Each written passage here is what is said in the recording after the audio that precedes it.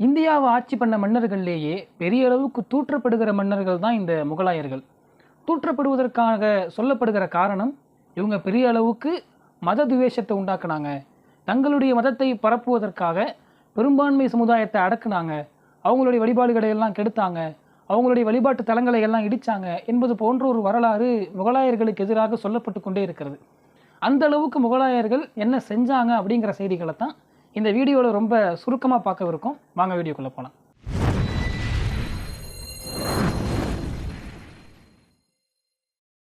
ஹே Illuminatis, முகலாயர்கள் தங்களுடைய மதத்தை பரப்புறதுக்காக இந்தியாவுக்குள்ளே வந்தாங்க அப்படிங்கிற கருத்து முன்வைக்கப்படுவதும், அவங்க பெரும்பான்மை சமுதாய மக்கள் மேலே காழ்ப்புணர்ச்சி கொண்டிருந்தாங்க, அவங்களுடைய வழிபாடுகளையும் வழிபாட்டு தலங்களையும் கெடுத்தாங்க அப்படிங்கிற மாதிரியான செய்திகள் எல்லாமுமே முகலாயர்களுடைய வருகையை பற்றி மட்டும் தெரிஞ்சுக்கிட்டாலே இந்த எல்லா கருத்துக்களும் பொய்ன்னு நம்ம புரிஞ்சுக்க முடியும்.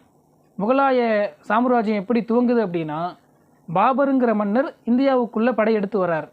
அவர் வரும்போது இந்தியா என்கிற ஒரு நாடு கட்டமைக்கப்பட்ட, அந்த எல்லைகள் உறுதி செய்யப்பட்ட நாடாக இந்தியா இல்லை. இருந்தாலும் புரிதலுக்காக வேண்டி இந்தியா என்கிற வார்த்தையை பயன்படுத்தினேன். இந்தியாவுக்குள்ளே பாபர் என்கிற மன்னர் படையெடுத்து வர்றார். அப்போது இந்தியாவை ஆட்சி செய்து கொண்டிருந்த மன்னருடைய பெயர் இப்ராஹிம் லோடி. அவர் தன்னுடைய மதத்தை சாராத இன்னொரு மதத்தை பின்பற்றுகிற மன்னர் ஆட்சி பண்ணுற நாட்டுக்குள்ளே போகலை, தன்னுடைய மதத்தை சார்ந்த ஒருவர் ஆட்சி செய்கிற இடத்துக்குள்ளே தான் போகிறார்.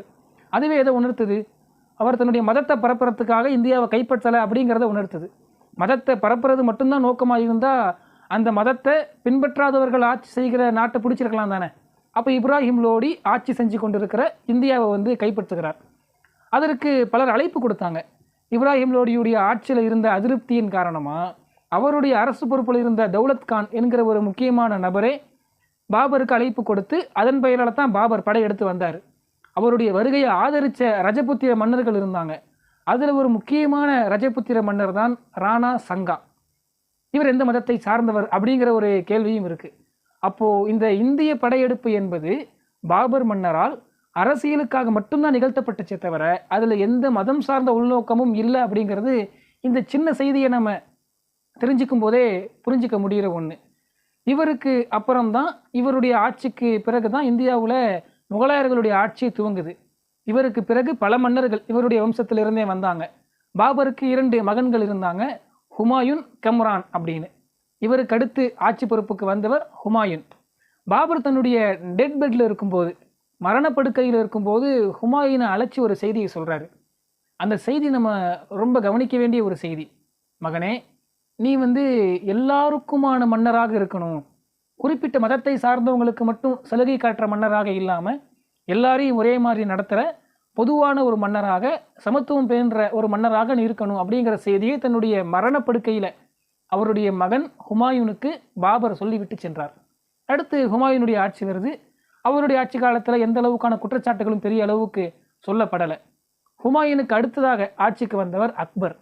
அவருடைய ஆட்சி காலத்திலேயுமே மத துவேஷத்தை பரப்பினாருங்கிற ஒரு பெரிய குற்றச்சாட்டுகள் வைக்கப்படலை.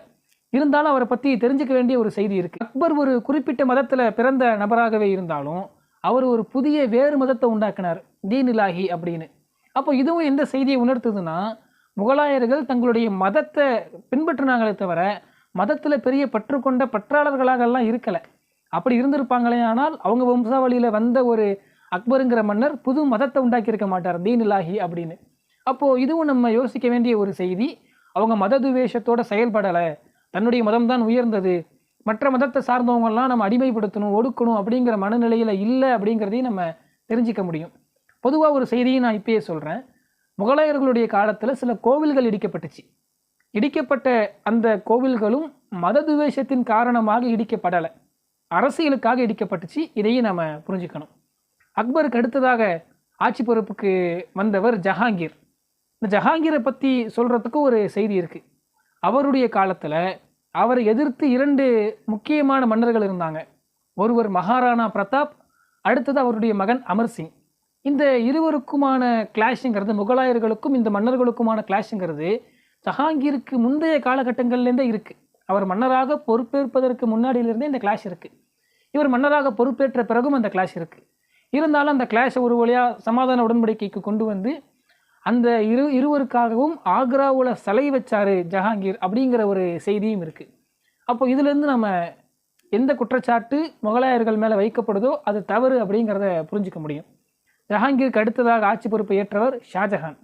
இந்த ஷாஜஹானை பற்றி நம்ம சொல்லவே தேவையில்லை. ஷாஜஹானுக்கு 2 மகன்கள் இருந்தாங்க. அதில் ஒருத்தவர் தாரா சுக்கும், இன்னொருத்தவர் அவுரங்கசீப். இந்த அவுரங்கசீப்பை பற்றி நம்ம கேள்விப்பட்டிருப்போம். ஷாஜஹானுக்கு அடுத்ததாக ஷாஜஹானையே சிறைப்பிடிச்சு ஆட்சிக்கு வந்தவர் இந்த அவுரங்கசீப். தாரா சுக்கூனை பற்றி நம்ம தெரிஞ்சிக்க வேண்டிய முக்கியமான செய்தி இருக்குது. தாரா சுக்கூன் சமஸ்கிருத மொழியில் பெரிய அளவுக்கு நாட்டம் கொண்ட நபராக இருந்தார். எந்த அளவுக்குன்னா மகாபாரதத்தையும் கம்பராமாயணத்தையும் உபநிடதங்களையும் பெர்ஷியன் லாங்குவேஜில் மொழிபெயர்த்த ஒரு நபர் தான் இந்த தாரா சுக்கூன். நம்ம ஒரு மதத்தை சார்ந்தவங்க, மற்ற மதங்கள் வளர்வதை நம்ம விரும்பக்கூடாது அப்படிங்கிற நிலைப்பாட்டில் முகலாயர்கள் இருந்திருப்பார்களே, ஆனால் ஷாஜகான் இது அனுமதிச்சிருக்க மாட்டார். ஷாஜகானுக்கு பிடித்தமான ஒரு மகனாகத்தான் தாரா சுக்கூன் இருந்தார். ஏன்னா தனக்கு பிறகு அவுரங்கசீப் ஆட்சி பொறுப்புக்கு வருவதை விட தாரா சுக்கூன் வரணும் அப்படின்னு தான் அவுரங்கசீப் ஆசைப்பட்டார். அப்போ தனக்கு பிடித்தமான ஒரு மகனை அரச பொறுப்புக்கு வரணும்னு நினைக்கிற ஒரு மகனை எப்படி வளர்த்துருப்பார்? இன்னொரு மதத்தில் இருக்கிற புராணங்களையும் புத்தகங்களையும் அங்கே இருக்கிற செய்திகளையும் நீ நாட்டம் கொண்டவனாக இருக்கிறது நம்முடைய மதத்தை அழிச்சிரும் அப்படிங்கிற மனநிலையில் ஷாஜகான் இல்லை. முகலாயர்களும் அப்படி இல்லை. அப்படிங்கிறது தாரா சுக்கூன் சமஸ்கிருத மொழியில் எந்த அளவுக்கு நாட்டம் கொண்டிருந்தார் அப்படிங்கிறதே உணர்த்துது. இது ஒரு செய்தி. அடுத்ததாக அவுரங்கசீப். முகலாய மன்னர்களிலேயே அதிகமான குற்றச்சாட்டுகளை சுமக்கக்கூடிய ஒரு மன்னர், குற்றச்சாட்டுகள் சொல்லப்படுகிற ஒரு மன்னர் இந்த அவுரங்கசீப்.